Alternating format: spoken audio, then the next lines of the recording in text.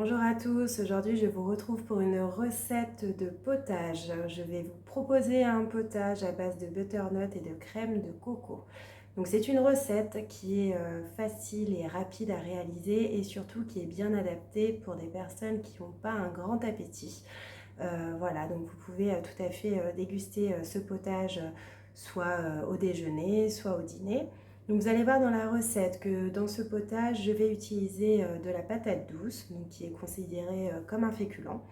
Je vais également utiliser des carottes, utiliser une courge butternut, un peu de gingembre. Donc le gingembre c'est très bon pour les nausées, donc ça peut aider lorsque on n'est pas très bien pendant la chimiothérapie, et également de la crème de coco. Donc la crème de coco que je vais utiliser, c'est vraiment de la crème et ce n'est pas de l'eau de coco. Parce que parfois on peut utiliser aussi la boisson végétale eau de coco, donc ça n'a rien à voir.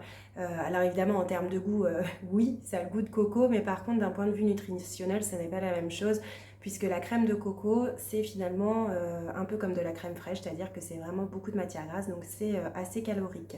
Et c'est très intéressant pour des personnes justement qui sont en traitement et qui ont un besoin calorique plus important que d'autres personnes. Donc ça va permettre d'enrichir un peu votre potage. Pour les personnes qui sont en traitement, vous allez aussi pouvoir rajouter des protéines, puisque dans ce potage, vous allez voir que nous n'avons pas de protéines.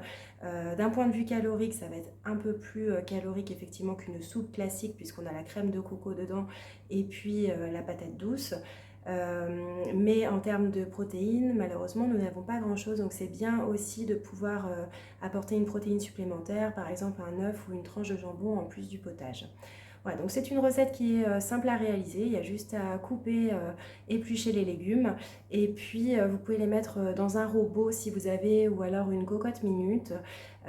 Vous pouvez les cuire à 100 degrés pendant à peu près une trentaine de minutes, puis ensuite vous mixez le potage. Vous allez tout voir en images. À bientôt!